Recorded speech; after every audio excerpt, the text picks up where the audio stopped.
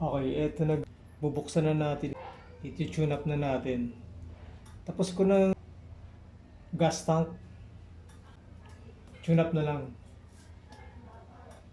Kailangan kalasin natin to para ma-tune up natin ng maayos. Si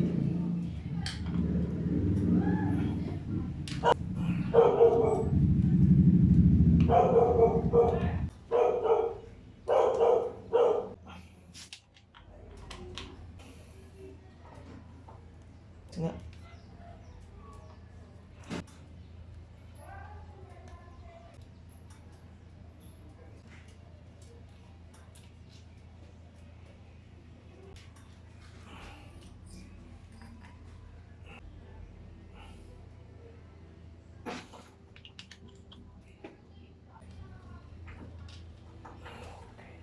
Yan, dyan. Kailangan tumapat din yung letter T. Anong number yun?